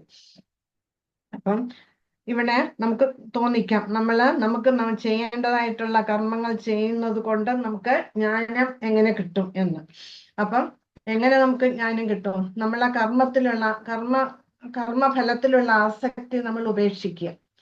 ഇപ്പൊ നമ്മൾ ചെയ്യുന്നത് എന്താണ്? നമുക്ക് അത് കിട്ടണം, ഇത് കിട്ടണം എന്നുള്ള ആഗ്രഹത്തോടെയാണ് നമ്മൾ ഓരോ പ്രവൃത്തിയും ചെയ്യുന്നത്. ആ കിട്ടണം അല്ലെങ്കിൽ ഞാൻ എന്റേത് എന്നുള്ള മനോഭാവത്തെ നമ്മൾ ഉപേക്ഷിക്കുക. ഇത് ഭഗവാന് വേണ്ടിയിട്ടാണ് ചെയ്യുന്നത്, ഭഗവാന്റെ സന്തോഷത്തിന് വേണ്ടിയിട്ടാണ് ഞാൻ പ്രവർത്തിക്കുന്നത് എന്നുള്ള ചിന്ത, എന്നുള്ളൊരു ബോധം നമ്മളിൽ ഉണ്ടാവണം. അങ്ങനെ വരുമ്പം നമ്മൾ ഭഗവാന്റെ സന്തുഷ്ടി മാത്രമേ ലക്ഷ്യം വെക്കുള്ളൂ. അങ്ങനെ വരുമ്പോൾ നമ്മളുടെ പ്രവൃത്തി അത് പരിപൂർണമാകും. പരിപൂർണതയുടെ തലത്തിൽ നമുക്ക് അങ്ങനെ എത്തിച്ചേരാൻ സാധിക്കും. അപ്പം നമ്മളുടെ ഹൃദയം ശുദ്ധമാകും. ശുദ്ധമായ ഹൃദയത്തില് ഭഗവാൻ വന്ന് ഭഗവാനെ കുറിച്ചുള്ള കാര്യങ്ങൾ നമുക്ക് വെളിവാക്കും. ഇത് ഉടനടി ഒന്നും നടക്കില്ല, കാലങ്ങളെടുക്കും. എങ്കിലും നമുക്ക് ആ ഭഗവത് ജ്ഞാനം നമുക്ക് വെളിവാക്കി കിട്ടും. അങ്ങനെ നമുക്ക് പരിപൂർണതയുടെ തലത്തിൽ എത്തിച്ചേരാൻ നമുക്ക് സാധിക്കും. അപ്പൊ നമ്മൾ ചെയ്യേണ്ടത്, നമ്മൾ എന്ത് പ്രവൃത്തി ചെയ്താലും നമ്മളത് ഭഗവാന് സമർപ്പിച്ചുകൊണ്ട് നമ്മൾ പ്രവർത്തിക്കുക. അത് നമ്മളുടെ മുക്തിക്ക് കാരണമാകും. അതാണ് ഇവിടെ പറയുന്നത്. അപ്പം നമുക്കിവിടെ വീണ്ടും നമുക്കൊരു സംശയം വരാം. നമ്മൾ മുമ്പേ പറഞ്ഞു, നമ്മൾ ചെയ്യുന്ന ഭൗതികമായിട്ടുള്ള എല്ലാ പ്രവൃത്തികളും നമ്മളെ ബന്ധനത്തിന് കാരണമാകുന്നു, ബന്ധനത്തിൽ കൊടുക്കുകയാണ് ചെയ്യുന്നത് എന്ന് നമ്മൾ എപ്പോഴും കേൾക്കുന്നു. അപ്പൊ അതെങ്ങനെ മോചനത്തിന് കാരണമാകും എന്ന് നമുക്ക് സംശയം തോന്നാം, ഇല്ലേ? അതിന് ഭഗവാൻ നമ്മളോട് പറയുന്നുണ്ട്, അത് നമ്മളുടെ സവിശേഷ ബുദ്ധി കൊണ്ട്, അത് ഭഗവാൻ നമുക്ക് വിട്ടിരിക്കുകയാണ്. ആ സവിശേഷ ബുദ്ധി എന്താണെന്ന് അടുത്ത ശ്ലോകത്തിൽ കൂടി നമുക്ക് മനസ്സിലാക്കാം. ആ സവിശേഷ ബുദ്ധി കൊണ്ട്, ആ ബുദ്ധി ഉപയോഗിച്ച് നമ്മൾ പ്രവർത്തിക്കുക എന്നാണ് ഭഗവാൻ പറയുന്നത്. അങ്ങനെ പ്രവർത്തിച്ചു കഴിഞ്ഞാല് നമുക്ക് ആ ഭഗവത് ജ്ഞാനം കിട്ടാനും മുക്തിക്കും അത് കാരണമാകുന്നു. നമ്മളെ അത് ബന്ധനത്തിന് കൊടുക്കില്ല എന്ന് ഭഗവാൻ പറയുന്നുണ്ട്. അങ്ങനെ നമുക്ക് പരിപൂർണതയുടെ തലത്തിൽ എത്തിച്ചേരാന് സാധിക്കും. അപ്പൊ ഏത് തൊഴിലിൽ ഏർപ്പെട്ടിരുന്നാലും ഒരു വ്യക്തി ഭഗവാനെ സേവിക്കുന്നുവെങ്കിൽ പരമോത്കൃഷ്ടമായ പരിപൂർണത, അത് അടുത്ത ശ്ലോകത്തിന്റെ ഇല്ലേ?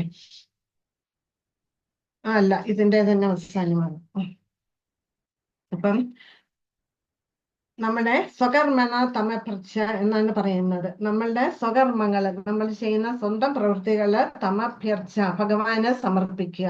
അങ്ങനെ നമുക്ക് മുക്തരാവാന് സാധിക്കും എന്നാണ് പറയുന്നത്.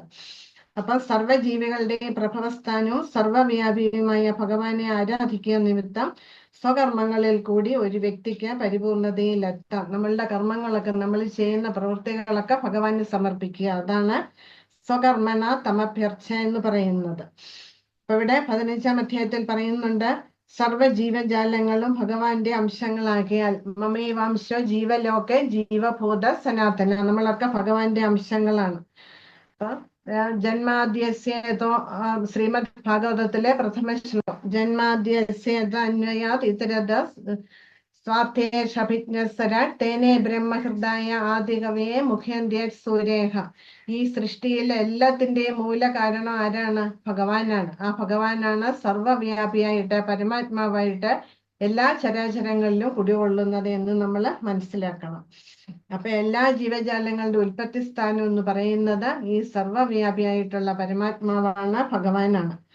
ആ ഭഗവാന് 7-ാം അധ്യായത്തിൽ പറയുന്ന പോലെ 2 ശക്തികളാൽ സർവവ്യാപിയായിരിക്കുന്നു. എങ്ങനെ? ആന്തരികവും ബാഹ്യവുമായിട്ടുള്ള ശക്തികളാൽ. ഇവിടെ ആന്തരികവും ബാഹ്യവും എന്ന് പറയുന്നത് 2 ശക്തി എന്ന് പറയുന്നത് പരാശക്തിയും അപരാശക്തിയുമാണ്. പരാശക്തി പറഞ്ഞാൽ നമ്മള് ജീവാത്മാക്കള്, നമ്മള് ചൈതന്യവത്താണ് നമ്മള്, അതുകൊണ്ടാണ് പരാശക്തി എന്ന് പറയുന്നത്. പിന്നെ അപരാശക്തിയാണ്. അപരാശക്തി പറഞ്ഞാല് നമ്മൾ പഠിച്ചു ഭൂമിരാപോ അന്നലോ വായു ഖം മനോ ബുദ്ധിരേവച്ച, അതായത് ഭിന്ന പ്രകൃതി, അത് ജഡപ്രകൃതിയാണ്. അതാണ് അപരാശക്തി എന്ന് പറയുന്നത്. അപ്പൊ പക്ഷെ നമ്മള് വൈഷ്ണവരെന്താ ചെയ്യുന്നത്? വൈഷ്ണവരല്ലാത്തവരെ ഈ ശക്തിയെ ആശ്രയിച്ചിട്ടാണ് ഇരിക്കുന്നത്. പക്ഷെ നമ്മള് അന്തര ശക്തിയുക്തനായ ഭഗവാനെയാണ് സാമാന്യേന വൈഷ്ണവ ഭക്തർ ആരാധിക്കുക. അതായത് നമ്മളെപ്പോഴും രാധാറാണി, രാധാകൃഷ്ണന്മാര്, രാധാ ഗോവിന്ദദേവ്, രാധാ ഗോപിനാഥ്, രാധാ ശ്യാം സുന്ദർ, ഇങ്ങനെയാണ് നമ്മൾ പറയുക. രാധാകൃഷ്ണന്മാര് അവരുടെ വിഭിന്ന രൂപങ്ങളെയാണ് നമ്മൾ ആരാധിക്കുകയും ചെയ്യുന്നത്, ഇല്ലേ? രാധാ മദനമോഹൻ, രാധാ ഗോകുലാനന്ദ, ഇങ്ങനെ പലതരത്തിലുള്ള ഡെയിറ്റി ഉണ്ട്. രാധാ ദാമോദർ, ഇങ്ങനെ അവനവന്റെ ഇഷ്ടമനുസരിച്ചിട്ട് രാധാ കൃഷ്ണന്മാരുടെ ഭാവങ്ങളെയാണ് നമ്മൾ ആരാധിക്കുന്നത്. പക്ഷേ ഭൗതികമായിട്ടുള്ള ആഗ്രഹങ്ങൾ, ധാരാളം ഐശ്വര്യം വേണം, ധനം വേണം, പണം സമ്പാദിക്കണം എന്നുള്ളവര് പരാശക്തിയെ ആശ്രയിക്കും, അതായത് മായയെ ആശ്രയിക്കും. മായയെ ആരാധിച്ച് അവര് ജന്മജന്മാന്തരങ്ങളോളം ഈ കുടുക്കിൽ നിന്ന് പുറത്ത് കടക്കാനാവാത്ത വിധം അവര് ഈ ജീവിതകാലം മുഴുവൻ അധ്വാനിച്ച് കിട്ടുന്ന ആ സമ്പത്ത്, അവർക്ക് ഐശ്വര്യം, അത് അനുഭവിക്കാൻ പോലും അവർക്ക് ചിലപ്പോൾ സാധിച്ചെന്ന് വരില്ല.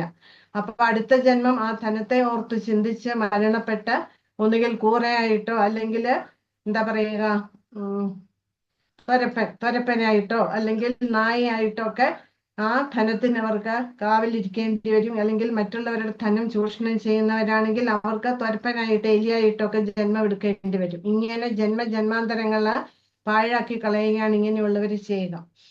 കാരണം അവർക്ക് ആ ധനസമ്പാദനത്തിലാണ് അവർക്ക് താല്പര്യം. പക്ഷേ ഇതില് ധനം വേണം, ജീവിക്കാൻ നമുക്ക് സമ്പത്ത് കൂടിയേ തീരൂ. പക്ഷെ അതിന് ഭഗവാൻ നമുക്ക് തന്നിരിക്കുന്ന വഴിയെ നമ്മൾ മുന്നോട്ട് പോവുക, ആ കർമ്മത്തെ നമ്മൾ ഭഗവാന് സമർപ്പിക്കുക. അങ്ങനെയാകുമ്പോൾ നമുക്ക് ജീവിച്ചു പോകാനും സാധിക്കും, നമ്മളുടെ ലക്ഷ്യപ്രാപ്തി നമുക്ക് കൈവരിക്കാനും സാധിക്കും. അപ്പം ഇവിടെ പറയുന്നുണ്ട്, ആന്തരശക്തിയുടെ ഒരു തലതിരിഞ്ഞ പ്രതിബിംബമാണ് ബാഹ്യശക്തി, അല്ലെങ്കിൽ ഛായാശക്തി, അല്ലെങ്കിൽ മഹാമായ എന്ന് പറയും. ആ മഹാമായയെ ആരാധിക്കുന്നവരാണ് ഇന്ന് നമ്മളുടെ സമൂഹത്തിലെ ഭൂരിഭാഗം പേരും. കാരണം അവരുടെ ആഗ്രഹ പൂർത്തീകരണത്തിന് വേണ്ടി അവർക്ക് സൗഭാഗ്യങ്ങളും ഐശ്വര്യങ്ങളും നേടിയെടുക്കാൻ വേണ്ടിയിട്ട്. അപ്പം ഈ പരാശക്തിയുടെ അല്ലെങ്കിൽ ഈ ബഹിരംഗ ശക്തിയുടെ പശ്ചാത്തലത്തിലാണ്, ഇതിനെ പശ്ചാത്തലം ബാക്ക്ഗ്രൗണ്ട് ആക്കിക്കൊണ്ടാണ് ഭഗവാന് ഈ സൃഷ്ടി നടത്തുന്നത്. എന്നിട്ട് ഈ സൃഷ്ടിയിലുടനീളം പരമാത്മ രൂപത്തിലെ എല്ലാ ചരാചരങ്ങളുടെയും ഉള്ളില് ഭഗവാൻ കുടികൊള്ളുന്നത്, സർവ്വവ്യാപിയായിട്ട് കുടികൊള്ളുന്നതും ഈ മായയെ അടിസ്ഥാനമാക്കിക്കൊണ്ടാണ്. ഇപ്പം ഒരു ഉദാഹരണം പറഞ്ഞു കഴിഞ്ഞാല്, നമ്മള് വീട്ടില് ഇലക്ട്രിക് ഉപകരണങ്ങളുണ്ട്, മിക്സി അല്ലെങ്കിൽ ലൈറ്റ്, ഫ്രിഡ്ജ്, വാഷിംഗ് മെഷീൻ എല്ലാം ഉണ്ട്. അപ്പൊ ഇത് പ്രവർത്തിപ്പിക്കണമെങ്കിൽ നമ്മൾ എന്താ ചെയ്യുക? സ്വിച്ച് ഓൺ ആക്കും, ഇല്ലേ? സ്വിച്ച് ഓൺ ആക്കുമ്പോൾ ബൾബ് പ്രകാശിക്കും, ഉപകരണങ്ങൾ പ്രവർത്തിക്കും. പക്ഷെ അതിൻ്റെ ഉള്ളിലെ കറണ്ടിനെ കാണാൻ നമുക്ക് സാധിക്കുമോ? ഇല്ല. ഇതുപോലെയാണ് നമ്മളുടെ ഉള്ളിൽ കുടികൊള്ളുന്ന പരമാത്മ ചൈതന്യത്തെ നമുക്ക് നേരിട്ട് കാണാൻ നമുക്ക് സാധിക്കില്ല, പക്ഷെ നമുക്ക് അനുഭവിക്കാൻ സാധിക്കും. അതാണ് ഇവിടെ ഭഗവാൻ പറയുന്നത്. അപ്പൊ എമ്പാടുമുള്ള ദേവന്മാരുടെയും മനുഷ്യരുടെയും മൃഗങ്ങളുടെയും എല്ലാം പരമാത്മാവാണ് ആര്? ഭഗവാൻ തന്നെ. ആ ഭഗവാൻ തന്നെ സർവ്വവ്യാപിയായിട്ട് എല്ലാ ചരാചരങ്ങളുടെ ഉള്ളില് കുടികൊള്ളുന്നുണ്ട്. അവിടുത്തെ ഒരംശം എന്ന നിലയിൽ ഓരോ ജീവന്റെയും കർത്തവ്യമാണ് ഭഗവത് സേവനം എന്ന് മനസ്സിലാക്കണം. അപ്പൊ നമ്മളത് മനസ്സിലാക്കി ഭഗവത് ഭക്തിയുടെ സേവനത്തിൽ വരണം. കൃഷ്ണാവബോധത്തിൽ വന്ന് നമ്മളുടെ യഥാർത്ഥ സ്വരൂപം എന്താണ്? ജീവേര സ്വരൂപേര നിത്യേര കൃഷ്ണദാസ. അത് നമ്മൾ തിരിച്ചറിയണം. തിരിച്ചറിഞ്ഞ ഭഗവാന്റെ ഭക്തിയുടെ സേവനത്തിലെ ഓരോ ജീവാത്മാക്കൾ, അത് ഏത് വർണ്ണത്തിൽപ്പെട്ടവരായിക്കോട്ടെ, അവരുടെ എല്ലാ ധർമ്മം, ജീവാത്മാക്കള് ഒരു ഗണമേ ഉള്ളൂ. ആ ജീവാത്മാക്കളെല്ലാം തന്നെ ഭഗവാന്റെ ഭക്തിയുടെ സേവനത്തിൽ വന്ന് തങ്ങളുടെ ജീവിതത്തിന്റെ പരിപൂർണതയുടെ തലത്തിൽ എത്തിച്ചേരണം. അതാണ് ഭഗവാൻ ആഗ്രഹിക്കുന്നത്.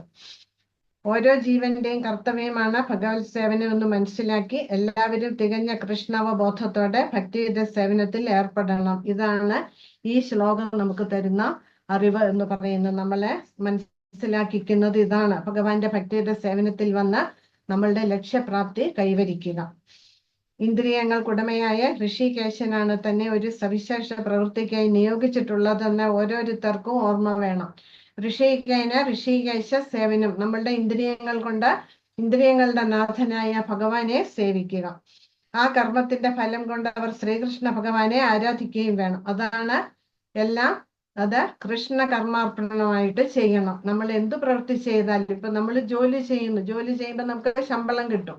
ആ ശമ്പളത്തിന്റെ ഒരു ഭാഗം ഭഗവാന്റെ സേവനത്തിന് വേണ്ടി വിനിയോഗിക്കുക. അതാണ് കൃഷ്ണ കർമാർപ്പണം എന്ന് പറയുന്നത്. അതിൽ കൂടി നമ്മൾ മുന്നോട്ട് പോകണം. ഇങ്ങനെ കൃഷ്ണാവബോധത്തോടെ ഇങ്ങനെ അനുഷ്ഠിച്ചു പോന്നാൽ ഏത് വിഷയവും ഭഗവാന്റെ അനുഗ്രഹത്താൽ സുഗ്രാഹ്യമായി തീരും. നമുക്ക് എത്ര മനസ്സിലാക്കാൻ പറ്റാത്ത കാര്യങ്ങൾ നമുക്ക് മനസ്സിലാക്കിയെടുക്കാൻ, ശാസ്ത്രങ്ങൾ മനസ്സിലാക്കിയെടുക്കാൻ സാധിക്കും. ഭക്തിയുടെ സേവനത്തില് മുന്നോട്ട് പോകാൻ സാധിക്കും. നമ്മളുടെ ക്ലേശങ്ങളെല്ലാം ഒഴിഞ്ഞ് പോകും. അതാണ് ജീവിതത്തിന്റെ പരിപൂർണത എന്ന് പറയുന്നത്. ഭഗവത്ഗീത വിശദമാക്കുന്നു. തേഷാമഹം സമുദ്ധർത്ത 12:7 പറയുന്നുണ്ട്: തേഷാമഹം സമുദ്ധർത്ത മൃത്യു സംസാര സാഗരാത് ഭവാമിന ചിരാത് പാർത്ഥ. ആ ശ്ലോകത്തിൽ പറയുന്നുണ്ട്. അതായത് നമ്മൾ എപ്പോഴും ഭഗവത് സ്മരണയുടെ 24/7 നമ്മള് ഭഗവത് സ്മരണയോടെ നമ്മള് നിലനിൽക്കണം. സ്മർത്തവ്യം സതതം വിഷ്ണു വിസ്മർത്തവ്യം ന ജാതചിത്. ഒരു നിമിഷം പോലും ഭഗവാനെ മറന്ന് നമ്മൾ ജീവിക്കാൻ പാടില്ല. നമ്മൾ ചെയ്യുന്ന എന്ത് പ്രവൃത്തിയും ഭഗവാനെ സമർപ്പിച്ചുകൊണ്ട് ചെയ്യുക. അങ്ങനെയാണെങ്കിൽ നമുക്ക് നമ്മളെ പരിപൂർണതയുടെ തലത്തിൽ എത്തിക്കുമെന്ന് ഭഗവാൻ പറയുന്നുണ്ട്. ഇത് ഭഗവാന്റെ വാക്കാണ്. നമ്മൾ വാക്ക് കൊടുക്കുന്ന പോലെയല്ല. നമ്മൾ വാക്ക് കൊടുത്താൽ അടുത്ത നിമിഷം നമ്മൾ കാലുമാറും, ഇല്ലേ? നമ്മളത് ചെയ്തിട്ടേ ഇല്ല, അല്ലെങ്കിൽ നമ്മളത് പറഞ്ഞിട്ടേ ഇല്ല എന്ന് നമ്മൾ പറഞ്ഞ് തടിതപ്പാൻ നോക്കും. പക്ഷെ ഭഗവാൻ അങ്ങനെ തടിതപ്പില്ല. ഭഗവാന്റെ വാക്കാണ്. നമ്മളെ പരിപൂർണതയുടെ തലത്തിൽ എത്തിച്ചിരിക്കും എന്ന് പറഞ്ഞു കഴിഞ്ഞാൽ ഭഗവാൻ അത് എത്തിക്കും നമ്മളെ. പക്ഷെ അതിനുവേണ്ടി പരിശ്രമിക്കേണ്ടത് ആരാണ്? നമ്മളാണ്. ഉദ്ധരേതാത്മാനം ആത്മാനം ന ആത്മാനം അവസാദയത്. നമ്മളെ ഉദ്ധരിക്കേണ്ടത് നമ്മൾ തന്നെയാണ്. അപ്പൊ നമ്മൾ എന്ത് പ്രവൃത്തി ചെയ്താലും അത് ഭഗവാനെ കൊണ്ട് ചെയ്തു കഴിഞ്ഞാൽ നമുക്ക് പരിപൂർണതയുടെ തലത്തിൽ എത്തിച്ചേരാന് നമുക്ക് സാധിക്കും. ജീവിത ഏത് തൊഴിലിൽ ഏർപ്പെട്ടിരുന്നാലും ഒരു വ്യക്തി ഭഗവാനെ സേവിക്കുന്നുവെങ്കിൽ അവൻ പരമോത്കൃഷ്ടമായ പരിപൂർണത നേടും എന്ന് ഭഗവാൻ പറയുന്നുണ്ട്. അപ്പൊ നമ്മൾ എന്ത് പ്രവൃത്തി ചെയ്താലും അത് ഭഗവാനെ കൊണ്ട് ചെയ്യുക, ഭഗവാന് വേണ്ടി അത് സമർപ്പിക്കുക, ഇത്രേ വേണ്ടു. അപ്പൊ നമ്മളെ തീർച്ചയായിട്ടും നമുക്ക് പരിപൂർണതയുടെ തലത്തില് എത്തിച്ചേരാന് സാധിക്കും എന്നാണ് ഇവിടെ പറയുന്നത്. അപ്പം നമ്മൾ മുമ്പേ പറഞ്ഞ പോലെ നമ്മൾ എന്ത് ചിന്തിച്ചുവോ, എന്ത് പ്രവർത്തിക്കുന്നുവോ, എന്ത് പറയുന്നുവോ, എന്ത് ഭക്ഷിക്കുന്നുവോ അതെല്ലാം ഭഗവാനായിക്കൊണ്ട് സമർപ്പിക്കുക. നമ്മൾ ഭോഗമുണ്ടാക്കുന്നു, ഭക്ഷണം ഉണ്ടാക്കിയ ശേഷം അത് ഭഗവാന് സമർപ്പിച്ചു കഴിഞ്ഞാല് നമ്മളുടെ കർമ്മഫലം ഇല്ലാതാകുകയാണ് ചെയ്യുക. ഇങ്ങനെ ഓരോ പ്രവൃത്തി ചെയ്യുമ്പോഴും അത് ഭഗവാനായിക്കൊണ്ട് സമർപ്പിച്ചു കഴിഞ്ഞാൽ നമ്മളുടെ കർമ്മഫലം ഇല്ലാതാക്കാൻ അത് നമ്മെ വളരെയധികം സഹായിക്കും. അപ്പം അതാണ് ഇവിടെ സവിശേഷ ബുദ്ധി എന്ന് ഭഗവാൻ പറഞ്ഞത്. അതാണ് നമ്മൾ എന്തു ചെയ്താലും അത് ഭഗവാനെ കൊണ്ട് ചെയ്യുക, കൃഷ്ണാവബോധത്തിൽ വന്ന് ഭഗവാനെ ഭക്തിയുടെ സേവനം ചെയ്യുക. ഇതാണ് സവിശേഷ ബുദ്ധി. അതാണ് ഭഗവാൻ പറയുന്നത്. ബുദ്ധിയുള്ളവർ മാത്രമേ ഈ മാർഗത്തിൽ വരികയുള്ളൂ എന്ന് നമ്മൾ പല ശ്ലോകങ്ങളിൽ കണ്ടു. മുൻ അധ്യായങ്ങളിൽ നമ്മൾ കണ്ടതാണ്. ബുദ്ധിയുള്ളവർ ഈ വഴി തിരഞ്ഞെടുക്കും എന്ന് ഭഗവാൻ കൂടെ നമ്മളെ ഓർമ്മിപ്പിക്കുന്നുണ്ട്. കൃഷ്ണാവബോധം എന്ന് പറയുന്നത് അതാണ്, ബുദ്ധിയുള്ളവർക്ക് വേണ്ടിയാണ്. എന്ന് വെച്ചാല് ഭൗതികമായിട്ടുള്ള ബുദ്ധിയല്ല ഉദ്ദേശിക്കുന്നത്. ആധ്യാത്മിക ബുദ്ധിയുള്ളവർക്കാണ് കൃഷ്ണാവബോധ പ്രവർത്തനങ്ങൾ. അങ്ങനെയുള്ളവർ മാത്രമേ, ആധ്യാത്മികതയില് താല്പര്യമുള്ളവർ മാത്രമേ കൃഷ്ണാവബോധത്തിൽ വന്ന് ഭഗവാന്റെ ഭക്തിയുടെ സേവനം ചെയ്യാന് താല്പര്യം കാണിക്കുകയുള്ളൂ എന്നാണ് പറയുന്നത്. ഇനി അടുത്ത ശ്ലോകം, ഇതും വളരെ വളരെ പ്രധാനപ്പെട്ടതാണ്. ശ്രേയാൻ സ്വധർമ്മോ വിഗുണ പരധർമാൻ സുനിഷ്ഠിതാൻ സ്വഭാവ നിയതം കർമ്മ കുർവന്നാപ്നോതി കിൽബിഷം. സ്വധർമ്മ വിഗുണ അപിഹി കൊടുത്തിട്ടുണ്ട്. വിഗുണ പറഞ്ഞാല് ദോഷയുക്തമായാലും, സ്വനിഷ്ഠത എന്ന് പറഞ്ഞാല് നല്ലവണ്ണം ചെയ്യപ്പെട്ട, പരധർമ്മത്തെക്കാൾ ശ്രേയാൻ ശ്രേഷ്ഠമാക്കുന്നു, സ്വഭാവനിയതം സ്വഭാവജമായ, കർമ്മത്തെ, കുർവൻ ചെയ്യുന്നവൻ, കിൽബിഷത്തെ ന ആപ്നോതി പ്രാപിക്കുന്നില്ല. അതായത് നമ്മളുടെ ധർമ്മം തെറ്റായിക്കോട്ടെ, തെറ്റായ രീതിയിൽ ആയാലും നമ്മൾ അത് ചെയ്യണം. മറ്റുള്ളവരുടെ ധർമ്മം ഏറ്റവും നല്ല രീതിയിൽ ചെയ്യാൻ നോക്കുകയല്ല നമ്മൾ ചെയ്യേണ്ടത്. എന്ന് വെച്ചാൽ അന്യന്റെ കർമ്മം ചെയ്യാന്ന് വെച്ചാൽ ഇതും വർണ്ണാശ്രമ ധർമ്മത്തെ അടിസ്ഥാനമാക്കിയാണ് ഭഗവാൻ ഈ ശ്ലോകത്തെ വിവരിക്കുന്നത്. അന്യന്റെ കർമ്മം ഭംഗിയായി ചെയ്യുന്നതിനേക്കാൾ നന്ന് കുറ്റമറ്റതായില്ലെങ്കിൽ പോലും തനിക്ക് വിധിക്കപ്പെട്ട പ്രവൃത്തി ചെയ്യുക എന്നതാണ്. സ്വഭാവത്തിനനുസരിച്ച് നിർദ്ദിഷ്ടമായ കർമ്മത്തിൽ ഏർപ്പെടുന്നവർക്ക് പാപപ്രതികരണം അനുഭവിക്കേണ്ടി വരില്ല എന്നാണ് ഇവിടെ പറയുന്നത്. അപ്പം 4 വർണ്ണാശ്രമങ്ങളെ അടിസ്ഥാനമാക്കിയാണ് ഭഗവാൻ ഇത് വിശദീകരിക്കുന്നത്. ഇത് ഒന്ന് പറഞ്ഞു വെക്കാം, ഇത് കുറെ ഉണ്ട് പറയാന്. ഇത് നമ്മൾ മിക്കപ്പോഴും പല ക്ലാസ്സുകളിൽ നമ്മൾ കേൾക്കുന്നതാണ് ഈ ശ്ലോകങ്ങൾ. അതായത് നമ്മളുടെ തന്നെ കർമ്മങ്ങൾ ചെയ്യുക എന്ന് വെച്ച് കഴിഞ്ഞാല്, ഇപ്പം ബ്രാഹ്മണരാണെങ്കില് ബ്രാഹ്മണരുടെ കർമ്മം നിർവഹിക്കുക. ബ്രാഹ്മണര് പൊതുവെ സാത്വികരാണ്. ആ സാത്വികരായിട്ടുള്ള ആൾക്കാര് ക്ഷത്രിയരുടെ ധർമ്മം നിർവഹിച്ചാൽ എങ്ങനെയിരിക്കും? ക്ഷത്രിയർക്ക് ഹിംസ ചെയ്യേണ്ടടുത്ത് അവർക്ക് ഹിംസ ചെയ്യണം, ശിക്ഷിക്കേണ്ടടുത്ത് ശിക്ഷിക്കണം. അതൊരു ബ്രാഹ്മണനെ ഏൽപ്പിച്ചാൽ അതെങ്ങനെയിരിക്കും? അത് ശരിയാകുമോ? ഇല്ല. അതാണ് ഉദ്ദേശിക്കുന്നത്. അതുപോലെ തന്നെ വൈശ്യന്റെ കർമ്മമാണ് കൃഷി, ഗോരക്ഷ, വാണിജ്യം. ഇതൊരു ക്ഷത്രിയൻ ചെയ്താൽ എങ്ങനെയായിരിക്കും? അത് ശരിയാകുമോ? ഇല്ല. അതുപോലെ വൈശ്യരുടെ പ്രവൃത്തി അല്ലെങ്കിൽ ബ്രാഹ്മണരുടെ പ്രവൃത്തി ശൂദ്രരെ ഏൽപ്പിച്ചാൽ എങ്ങനെയിരിക്കും? അത് ശരിയാകുമോ? ഒരിക്കലുമില്ല. അപ്പം അവനവന് വിധിച്ചിട്ടുള്ള കർമ്മങ്ങൾ അവനവൻ ചെയ്യുക. മറ്റുള്ളവരുടെ കർമ്മങ്ങൾ അത് ശരിയായ രീതിയിൽ പൂർത്തിയാക്കാനല്ല നമ്മൾ ശ്രമിക്കേണ്ടത്.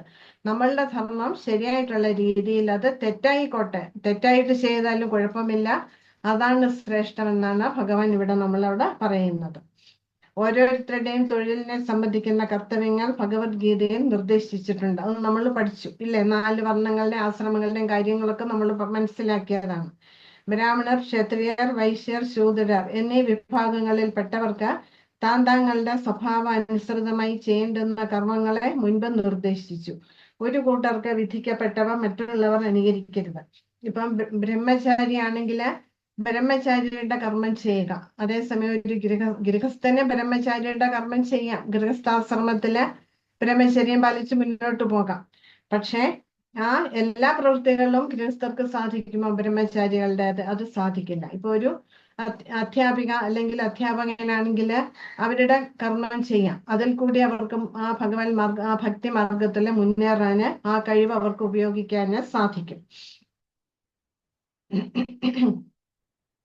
അപ്പം ബ്രഹ്മചാരിക്ക് ഗൃഹസ്ഥനാകാൻ സാധിക്കില്ല, പക്ഷെ ഒരു ഗൃഹസ്ഥന് ബ്രഹ്മചാരി ആവാന് സാധിക്കും.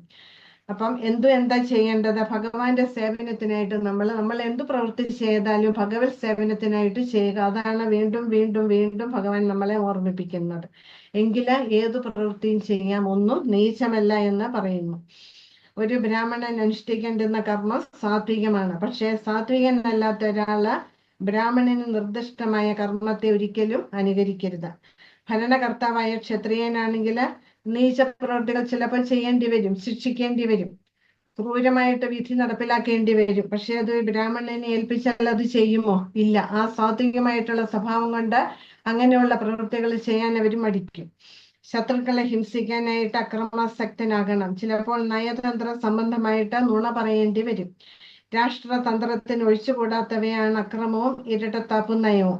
അതോർത്ത് ക്ഷത്രിയൻ സ്വധർമ്മം ഉപേക്ഷിച്ചിട്ട് ബ്രാഹ്മണധർമ്മം സ്വീകരിക്കാൻ പാടില്ല. ക്ഷത്രിയന് ഹിംസ ചെയ്യേണ്ടടുത്ത് ഹിംസ ചെയ്യണം, ശിക്ഷിക്കേണ്ടടുത്ത് ശിക്ഷിക്കണം, ക്രൗര്യം കാണിക്കേണ്ടടുത്ത് ക്രൗര്യം കാണിക്കുകയും വേണം. അതാണ് ക്ഷത്രിയന്റെ ധർമ്മം എന്ന് പറയുന്നത്. ആ ധർമ്മം മറ്റുള്ള വിഭാഗങ്ങൾ നിർവഹിക്കാൻ നോക്കിയാൽ അത് ശരിയായ രീതി ആയിരിക്കില്ല, അത് വിജയത്തിലെത്തില്ല.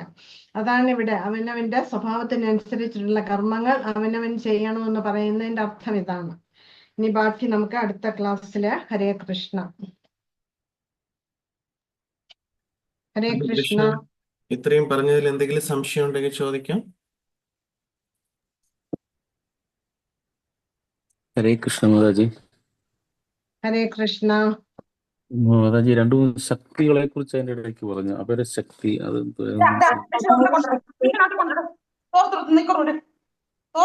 ഹരേ കൃഷ്ണ. പരാശക്തി, അപരാശക്തി. പരാശക്തി പറഞ്ഞാല് പരാശക്തി നമ്മൾ മായയെ പറയും. പക്ഷെ നമ്മളും പരാശക്തിയാണ്. എന്നുവെച്ചാല് നമ്മള് ചൈതന്യവത്താണ്. ജീവാത്മാക്കള് ചിന്മയ കണങ്ങളാണ്, ജീവകണങ്ങൾ എന്ന് പറയും. അതുകൊണ്ടാണ് നമ്മൾ പരാശക്തി വിഭാഗത്തിൽ വരുന്നത്. പിന്നെ അപരാശക്തിയെ കുറിച്ചിട്ടാ പറഞ്ഞത്, അത് ജഡശക്തിയാണ്. അതാണ് ഭൂമി രാപോ അനലോ വായു ഖമ്മനോ ബുദ്ധിരേവച്ച അഹങ്കാര. ആ ശ്ലോകത്തിൽ പറയുന്ന പഞ്ചമഹാഭൂതങ്ങളൊക്കെ അതൊക്കെ ജഡമാണ്, ജഡപ്രകൃതിയാണ്. അതൊക്കെ അപരാശക്തിയിൽ വരുന്നതാണ്.